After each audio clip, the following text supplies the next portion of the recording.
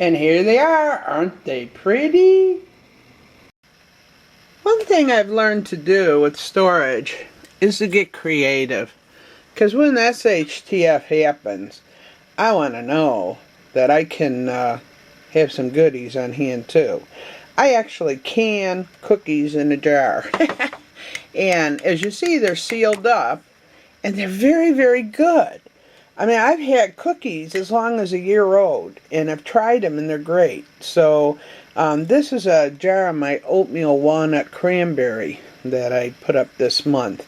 They don't last too long if the kids or Ted finds them, but I do have a few snuck away and hid away. Today I'm going to make some chocolate chip coconut cookies. And I may throw nuts in, I might not, but join me and we're going to make cookies. We have 2 sticks of butter and put that in your blender bowl. Turn on your blender. I'll put it like second one. You're going to put 3/4 of a cup of brown sugar. There you go. And we want 3/4 of a cup of regular sugar. And then we're going to let that blend up. Just let that blend up real good.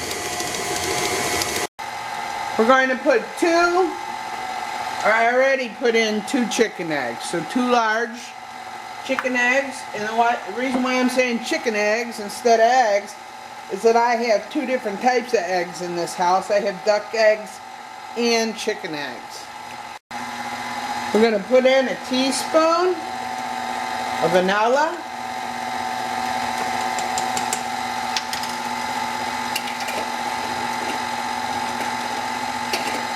Okay, I want a teaspoon of salt. There you go. A teaspoon of baking soda.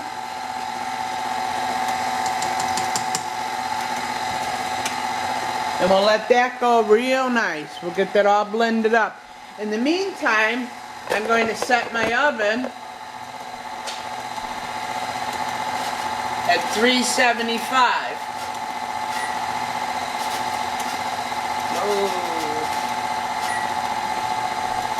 That's what we're going to cook it at. Keep that going. Now to this mixture, I'm going to slowly add 2 1/4 cups of flour.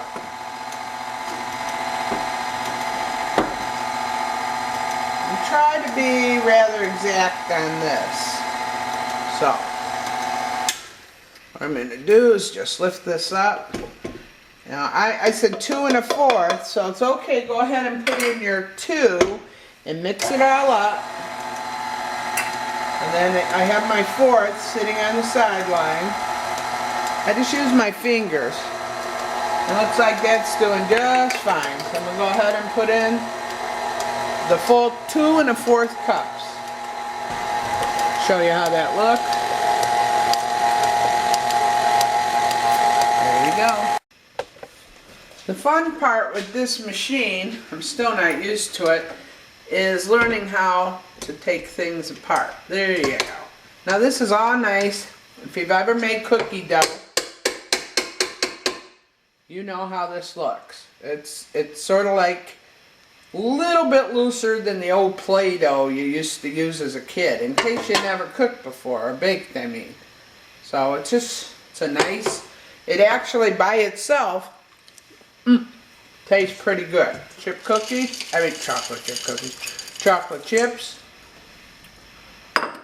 And I am going to put in a whole bunch of coconut. I'd say about 7 ounces of coconut. And yes, I have a lot in here, but I don't want skimpy cookies. I want some good tasting cookies, and these will be wonderful. Coconut does something to the chocolate chips. It's wonderful. I don't normally like coconut, but I do like it in the chocolate chips. So this is about what it looks like. And then you're going to just stir it up. And we'll have nice batter. So I'll be back in a second when I get that all blended up. From my cookware, you can see I bake a lot. So, and I do. I am just a baking fool, to be honest with you. But what I really have grown to love, the only thing I pamper myself with really is parchment paper. I love parchment paper. And what I've learned is, see this one sheet? It's going to do the whole batch. I don't have to change the parchment paper every time I put down new dough. This will be one whole batch. It's so worth the money. You don't have to keep messing around with buttering each pan like I used to do in the old days. I'm going to do 12 cookies at one time. I might even be able to fit 15 on there. Now I just put a teaspoon, like a heaping teaspoon on. These will make pretty big cookies. But my idea is I'm trying to get these done and canned and put away before Ted comes home. Because once he knows I got cookies, he leaves nothing unturned till he finds them. And I've gotten pretty creative, and so has he, on finding them. And it's always fun in the house. He'll just triumphantly walk past me as he's holding the jar, eating the cookies. And I keep telling him, you know, Ted, someday in a bad situation, you're not going to have them wonderful cookies. And he just smiles and keeps walking. So that's Ted. What are you going to do? I try to make everybody happy, but sometimes, and you women know what I'm talking about, we got to get really creative, because if there's something the kids really like and we're trying to hold on to it just for a few weeks, for God's sake, no, they will find them. Girls, you going to have some cookies when they're done? Oh, for sure. Yes. Okay. We put the cookies in the oven at 375. We're going to leave them in there for about 10 to 12 minutes. I made a few up already, and my best critics are over here. What do you girls think of those cookies? They are bomb. They're delicious. Thank you. You can trust me, guys, but I'm going to show you how to jar up the cookies. That's the fun part. So here we go, and what you do is you just line these up in the jar, and you put them in there as good as you can.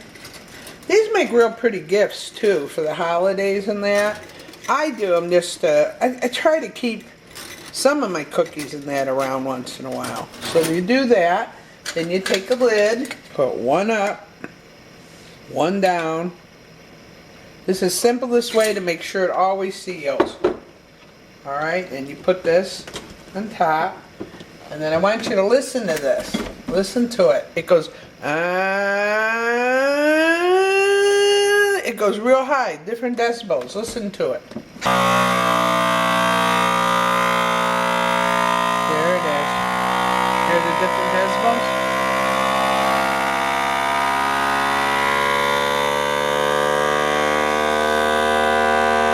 And it takes a second or two because it has a lot of air in the jar.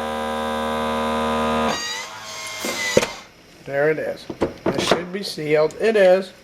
There you go. And there's no air in this jar. And if you open this a year from now, year and a half from now, these cookies are going to taste as good as they did on this tray.